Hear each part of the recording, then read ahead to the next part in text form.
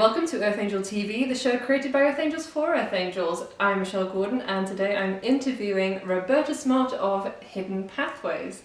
And we're going to talk about what it is to be an Earth Angel, how that affects your love, your career, your relationships, your home life, and just life in general, really. That all? Yeah. Just all the things? Just everything, basically. So. I think you need to grab some coffee. It might be a while. Some snacks. Definitely get some snacks. So, thank you, Roberta, for coming and joining me on the first interview on EATV. And yeah, we're just going to have a kind of chat back and forth. Roberta and I have done Facebook Lives, and it's kind of difficult to shut us up after a while. Well, there's just so much to talk about. There is, yes. And the weirdest thing is that it's like I always had suspicions, but it's only when I read the books it became blatantly obvious that there was a thing. So it's been really exciting, and I just hope this is what the viewers and the readers of your books are going to take away, is that you go through your life thinking, A, there's got to be more to it than this. Yes. B, I've got a sneaking suspicion what that might be. Mm-hmm. And then C, I am really freaking weird and there's got to be a reason for it. So really, it's real relief to understand that you're not weird. Well, you kind of are, but not in a bad way. Your weirdness is the fact that you're not basic. You're not as basic as you think you are. And really, everything you've ever been told and everything you've ever been taught is bullshit. I think that's the top tip. Yes. The lie is normality. The lie is humanity. The lie is you're only anything. Where the truth is, we're all freaking incredible, amazing. We're all filled with magic, because alive equals magic. That could be a whole other story of itself, really. But you know, I mean, I'm a mum. I've got 2 kids. When you start looking at biology, just the basics, you know, 1 egg, 1 sperm, they mix together and make a human. I mean, that in itself is pretty magical, mind blowing. Then you look at things like when you cut yourself, you heal. It just heals. Blows my mind. I mean, the really simple stuff that we take for granted every day is mind blowing. So why is it so hard then to believe in powers, that you can wish things into being, that you can manifest things out of thin air, that you can communicate without words? Why are those things weird and freaking out special, when the stuff that actually goes on that we can prove by science, it's just as mind-blowing, if not more so. The fact that you can die and come back. You know, you can officially die, and then through manipulation of the physical body, they can bring you back. Yeah.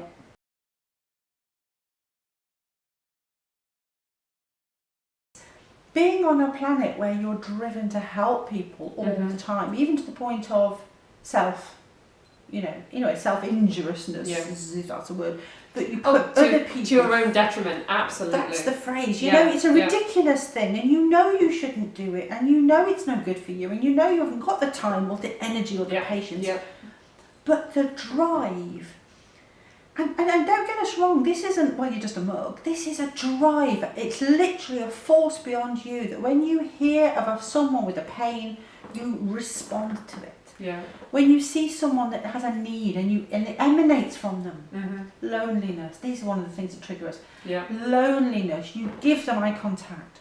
When you see someone left out, you are drawn towards them, even if it means you're going to spend the whole night at the party sat with the boring biatch in the corner because no one else wants to talk to her. You can't be another one of those people that don't talk to her. We're driven. Again, we'll have a really crappy night sitting with a really boring person, but our drive was to do that thing above having a wonderful time, having a great time. And this is something I've really struggled to A, get my head around, and B, to explain to people, because it's not like, oh, you're just, you know, some people have said, oh, you're holier than thou, and you think you're better than everyone else, and you just do it for the attention. Seriously, I'd really rather not. I really wish I could just have a compulsion. A compulsion. Is a good and that word. is very much an angelic quality, because we were talking earlier about what type of earth angel that you are, and you know, it's very much that angelic need. It is a compulsion that you have to help people. You can't say no to people. You can't leave people out, you can't, you know, see somebody who's hurting and not do something about it, and it's very much this need, this compulsion, I've got to help this person. And it's only sometimes when you are angelic originally, you know, from the angelic realm, and then you've had many, many human lives, that you start to be able to say no, you start to be able to say, you know, I've got to put myself first, and you know, you become slightly more sort of human, I suppose, because you're actually looking out for your own interests first, which angels find it very, very difficult What's to do. fascinating is because my work, I've been pulled into working as a healer, as an empath, as a coach, and to actually sort of help other people learn. What I tell, what I advise, there's no relation to how I live my own. Absolutely not. Earth angels never take their own advice. Seriously, I give advice to people all the time, and they go, "Do you do that?" And I'm like, "No." I mean, the boundaries thing. I'm really big on the boundaries. The boundaries thing is massive, and I will tell anyone, you know, how they feel is nothing to do with you, and speak your truth, and be brave, and even if they, you know, if they leave you, that's fine, because they weren't supposed to be there in the first place. And I believe all of this. 100%, I believe everything that comes out of my mouth, because I can't lie. But I go home, and then I'll, you know, you tend to shut down and not want to offend anyone and be quiet and let them trample all over your boundaries. And there's a voice in the back of your head going, "Why can you not do the thing you know is the right thing to do?" Yeah. And this is where, you know, I suppose people get diagnosed, as humans, they get diagnosed with disorders. I don't think an angel doctor come in and just look at the angelic disorder, because it really is, you logically know it would be good for you to do X, Y, Z, but your own compulsion, your own angelic compulsive disorder, ACD. I love it. It really is, and it's so powerful. Angelic compulsive disorder. Isn't it? You know, if you've got OCD and you have to do your tapping, the logic says, if I didn't do my tapping, no one's going to die. But, you know, I'm not going to stop doing my tapping because my compulsion tells me it's really important. Yeah. Or the cleaning, or the counting, or whatever it is. And I'm not casting dispersions on anyone, because compulsion is beyond your control. Absolutely. For some people, it's an addiction. Yeah. It's a taking in, it's an addiction to a substance or a food or a behaviour. Elementals particularly have addictive personalities because they find it difficult to be here, they find it difficult to be human. Yeah. So they try to kind of numb out, or they try to just zone out of things. So drugs, alcohol, food, it's, you know, addictions. Whereas angels typically get into relationships with people with addictions. So they're the ones that actually are trying to help the person that they're with. So they'll see the potential in a person, or they'll see the beauty in a person, and they'll fall in love with that, not necessarily the behaviour. And then, of course, they try to help that person and try to change, well, not change the person, but just help the person be the best bit that they possibly are. I love that you said that. Yeah. Because I totally don't believe in changing someone. No, you know, no. I'm meeting a bin mambo, I want to make him a banker. That's not what it's about. But the thing you've just said there about potential, wow, you just hit a hell of a gong in my brain, because everyone I've ever met has been, and you know, there have been a few. Everyone has been like, I love what I'm meeting here, and I can feel your potential. You know, I can feel the passion in you. I can feel the energy in you, because we are also time travellers. And the thing is, we've been in the future. Whew, this is getting emotional. I feel like I want to cry. But being in the future, we've seen these souls. Yeah. I am actually going to cry. I've seen these souls at their most full. Quick sideline here, it might not be in this lifetime, that the souls we know may have been many lifetimes ahead, but we, getting complex, been ahead. We've seen these souls at their brightest, and then we're here in this timeline, meeting this human version of this soul. And that memory there, I didn't even know this before we started talking about it, it's just suddenly it's here, that memory is so strong, and we look at them and we see this, I really just want to cry, fullest of potential within them, which is there now. People will call us mug, because you might meet the alcoholic, the drug addict, the down and out, the one who left school at 16 with no qualifications and actually has got a chip on his shoulder, or just can't connect with you, or the one that doesn't seem to care, or the one that and it's not about the bad behaviours, it's just people are looking in and go, why are you wasting your time with that loser when there's a really great person over there who's really good, ticks all the boxes, and they really do tick all the boxes, but they may as well be dead to you, because there's no resonance. And so we deal with them in this human life, and we may never see them fulfill that potential that we know is there, because it may not occur in this life, and I've never even thought that before this moment. That has just literally occurred to me why everyone that I've ever been close to, I've known. It's not thinking. Yeah, no, you know it. You can see it. You can see that. You can see their souls, and that's the thing. It's the soul that you are related to. It's the soul that you love. Yeah. It's not necessarily the behaviour. It's not necessarily their attitude or whatever they're doing or how they're acting or whether they're living up to the potential or not. It's the soul. You can see it. Absolutely, and it's so the past, present, future thing's weird as well, because a lot of people will say, "Oh, we've been together in a past life, and we've got soul journey together," and yeah, we probably have. I mean, I've got some weird sort of clearings where I've done with me and my partner, and I found some past life stuff that we've had together, which make a lot of sense. Yeah. But this potential thing you're talking about is these souls have been together, and the timeline is quite loopy, because Yeah, might need to lift it up because of my tact. Yeah. Yeah. So we're always at the point in the centre, but it isn't about future and past. It's just loopy, weepy, timey, wimey, as Doctor Who would say. Their future, we've lived it and we know it as much as the past lives that we can understand. And really, we have to get rid of the concept of linear time, because absolutely. Our souls don't live in linear time. Our bodies do. No. It's the only way that we can make sense of our lives that we're experiencing in this moment. But we are literally living every past life, future life, parallel universe life, all in the same moment. And that's why we have these sort of moments of deja vu, or we travel off somewhere for a moment, or we just have this.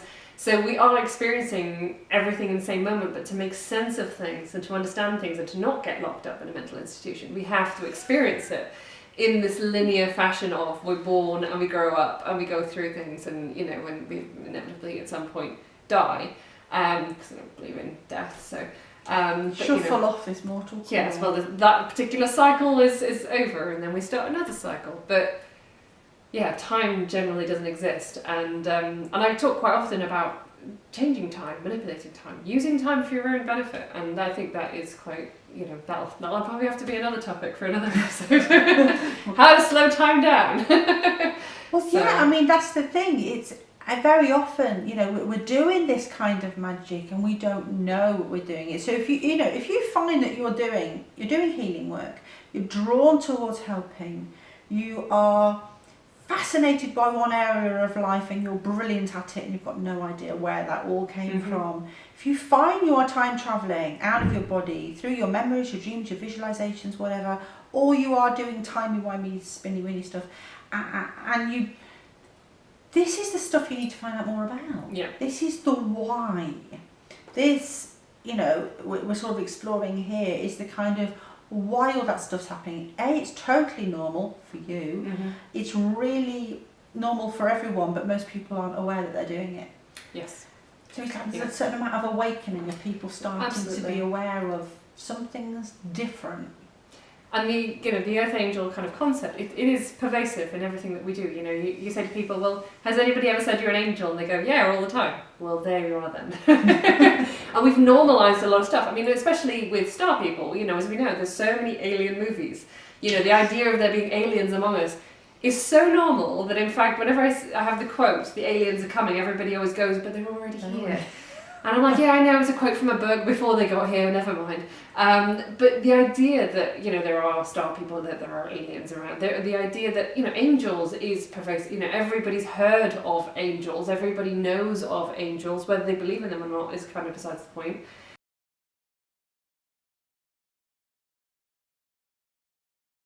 But of course, being an Earth Angel doesn't necessarily shade you or protect you or stop you from having the bad times. Sadly not. No, if only. It's like a curse and a gift. Yes. Yeah, all together. I mean, we've got these special gifts, and everyone's got them. You've got special gifts. You're able to help. You're able to make a difference. You're so super sensitive that you can really feel into what's going on. But the the downside is that you're weighed down so heavily, and it really does kind of get in the way of basic normal humanness. Yeah. And sometimes just having a laugh and being lighthearted. You know, people think if you're on a spiritual path and you're an angel or a fairy, life is just woo, and it's just happy all the time and everything just comes easily. And to be fair, there are certain types of earth angels that like manifest really easily, like fairies, elementals. They manifest really quickly and really easily. You know, they have the luck of the Irish, as they would say. But it depends on the type of earth angel you are to how easily some things come and some, you know. I mean, angels find it really easy to love people, but that doesn't necessarily, you know, mean that they don't get hurt. You know, they can love somebody unconditionally but still be hurt by them. So being an earth angel doesn't make things easy, doesn't make things happy all the time. It adds this whole layer of complication, if nothing else. And especially for earth angels who this is their first human incarnation, because a lot of earth angels have had several human incarnations since their, you know, their origins of the angelic realm or the elemental realm. But for some of them, it is the first time they've ever been here. So they are kind of experiencing all the possible human experiences they could have. You know, they're having they're losing people, they're having relationship breaking downs, they're having money problems, they're being homeless. This explains, I mean, you know. I felt this, and I think we've talked about this before, without getting too heavy about it, but it does explain to me, the spike in suicides that we're having on Earth. And you know, I don't want to dampen the mood, but very highly sensitive people are coming to Earth, deciding that it is intolerable, and they choose to leave. You know, let's just leave it there. Let's just understand that is part and parcel of the way that's going through. Absolutely. But you know, the flip side, the upside is so many of us are here to help. We're finding ways to reach out, to connect with other people through our work, which is kind of, you know, how we got together. And you're writing your books, you're sharing your story. I'm working with clients, I'm actually connecting with people who have got the pain, who are struggling. And to be able to feed back to someone the fullness of their story, when they're coming to you in a purely human form to say, why am I struggling? Why did I have abuse in my childhood? Why did my mum not love me? Why have I got a chronic health problem? Why did my husband leave me? Or all the various, very human things that people go through.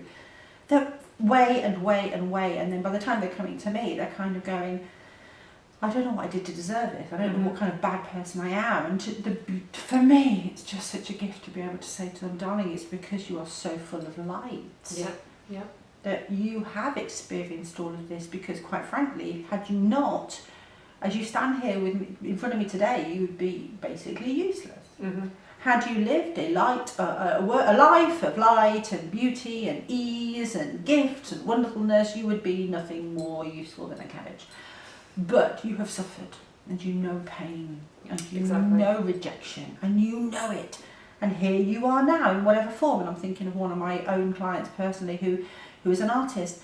It's coming through with her artwork. Or it's coming through with their healing work. And they can empathise with other people in the same situation. It's almost, you can have opinions and advice for people on things that you've never experienced yourself, absolutely. But when you have experienced it, you can say to the person, I get you.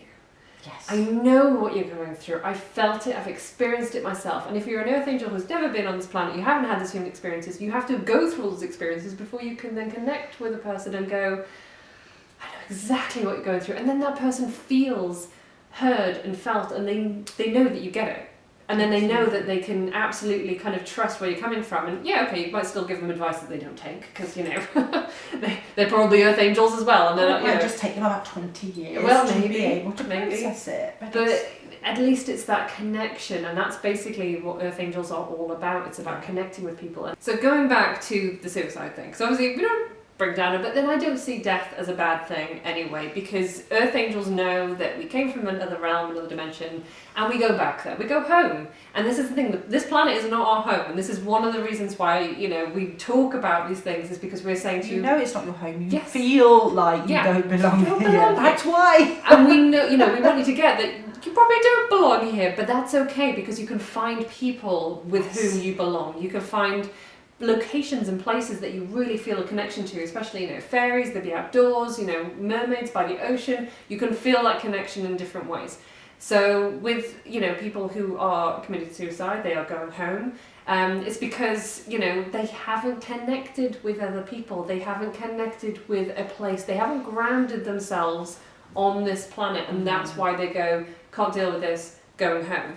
And that is the biggest thing that, you know, you can get across to earth angels, is if you feel like that you're an earth angel, you don't belong here, find somebody to connect with. Find a person or a place to connect with deeply, or practice. You know, it could be a meditational practice, it could be a healing, it could be reading oracle cards, whatever, art, you know, painting, dance, music, It's anything. funny you saying that, because you know, people who are, I'll say, normal, humanish normal, humanish, that's a good one. Humanish, And why the people that are humanish laugh at the New Age movement, they laugh at the hippie movement, they laugh at the what is currently the health and fitness movement, which is how it seems to have aired. Right.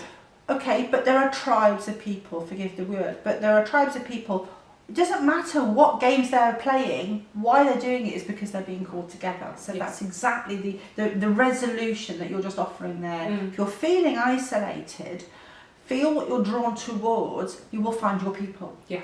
You're not alone. That is another thing as well, is that every Earth Angel feels like, oh my God, I'm the only one who feels like this, I'm the only one who feels like they don't belong, or they're an outside, or they're weird. You're not. The next book. I just keep throwing book titles at her. Definitely, but that's the book. You're not alone. You're not. You're so not alone. It's just, there are so many other people, and I think that was the main thing for me when I realised there was an Earth Angel 10 years ago, 11 years ago now.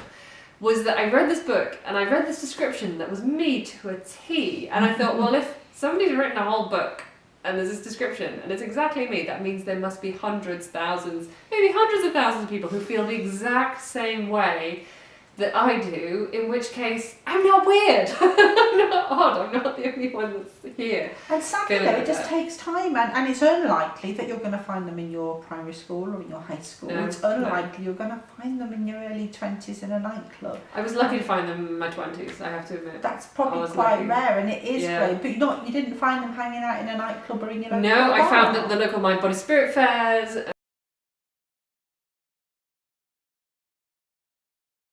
You may be an Earth Angel, you may be an elemental soul, you may have a soul that comes from another dimension and have no interest at all in this gubbins. So you're going to find them through the books you read, the music you listen to, the clothes you like to wear, the charity you are moved to support, the causes that matter. How many mer people are out there trying to save the seas, and they're campaigning for us to stop using plastic? Yeah. So that random person that comes up to you in the supermarket to do a petition about stopping using plastic straws, they're probably a mer person. That's probably. And the only way they can find their outlet is to campaign and do something political. Yeah. So don't worry if you're not completely down with the woo-woo and the spiritual and the magical. You don't have to be. Absolutely not. And a lot of Earth Angels aren't. You know, a lot of old souls, they are professors and teachers and lecturers, and they're very, you know, respectable, normal kind of people. They're not into necessarily the woo-woo stuff, you know, and like I said, mer people, elementals especially, they're all, they're into activism, they're into changing things. Yes, and I mean star people in particular as well, they very much are into behind the scenes kind of jobs. So they're in the banks and the post offices and, you know, in the councils, and so they may seem just appear like everyday regular people, but they are actually, you know, otherworldly in origin, and that's because their mission is to do these very background jobs, but to help people as much as they can in whatever way they can. So yeah, being an Earth Angel does not necessarily mean that you know, wear wings and go to Mind Body Spirit fairs and do healing and oracle cards and we do all those things. So we do. It's what weird about Earth Angels is that prior to, and I won't mention any names, but prior to working with you, I wasn't into angels because there was a certain perception. There was a certain perception of either it being religious, the iconography of religion, or very, you know, other mainstream publishers looking at angels and presenting them all in a very, to me, a very romantic way. Yes. And I have to say, it nauseated me slightly. And I've never, it was only your books that you've turned me around to acceptance. I mean, it's taken me long enough to use the word God in conversations without feeling like I was coming out in hives. And now to be talking about angels, because for so long it was very romanticised, and they were so perfect, and they just loved everyone, and they just wanted the best. You know, you can be an Earth Angel and have a temper, and be angry, and swear, and get frustrated, and make mistakes. Yeah. And, you know, there are Earth Angels in prison. Absolutely. There are Earth Angels who do very bad things because they are living within a human world. So You know, let's put all the preconceived ideas about what angelic looks like. A lot of people are going to watch this and go, oh God, angels, blah. And yeah, I get it. Yeah. Totally.